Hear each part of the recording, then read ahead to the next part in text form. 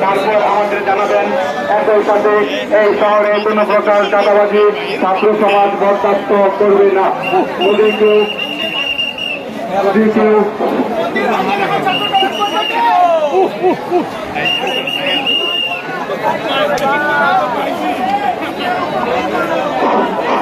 আমরা আরেক দাদার কাছ থেকে তার অনুভূতিগুলো শুনবো এবং কিছু কথা শুনবো। সকলে একটু শান্ত থাকে, 2 মিনিট। ধন্যবাদ আপনাদের সকলকে। এত সুন্দর শান্তিপূর্ণ মিছিল আমি আমার জীবনে কখনো দেখিনি। হিন্দুরা যে শান্তি বজায় রাখে আজকে তার একটা বিশাল প্রমাণ দিয়েছেন। আমরা কখনো সংঘাত চাই না, আমরা সংঘাত দেখতে ভয় পাই, সকলেই ভয় পায়। আমি হচ্ছি মহানগর পূজা উদযাপন পরিষদের পূজা বিষয়ক সম্পাদক। আমি রতন সরকার, কালীবাড়ি কবরখানা থাকি। আমাদের এই এলাকায় 20-25টা দুর্গা পূজা, কালী পূজা হয়। আমরা শান্তিপূর্ণভাবে খুব সুন্দরভাবে পূজা করি। আচ্ছা, আপনাদের সকলকেই বলবো, আমরা কারো নেতার অধীনে এখানে মিছিল করতে আসিনি। আমরা এটা মনে রাখবেন, কেউ এখানে নেতা আসেনি, কাউকে নেতা বানাবেন না।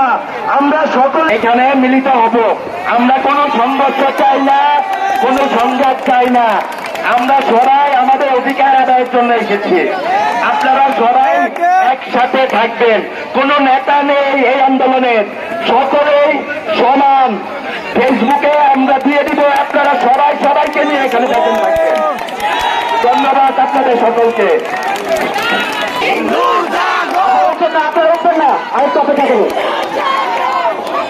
আমাদের আন্দোলন কোন সংগঠনের নেতৃত্বে হচ্ছে না, হিন্দু শিক্ষার্থীদের নেতৃত্বে হচ্ছে।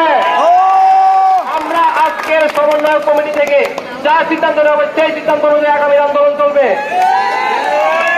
সবাই দলে দলে আজকে যেমন এসেছেন, এরপর আন্দোলন করতে এরকম ভাবে আসতে হবে। আমার মাটি আমার মা, বাংলাদেশ ছাড়ব না। ধন্যবাদ সকলকে। সবাই এই প্রতিবাদ এবং বিক্ষোভ মিছিলকে খুব স্বতঃস্ফূর্তভাবে আমরা সকলে অংশগ্রহণ করছি। তাই আজকে আমাদের এখানে আমাদের কর্মসূচি সমাপ্ত ঘোষণা করছি। সকলে আমরা যার যার বাড়িতে অবস্থান করবো।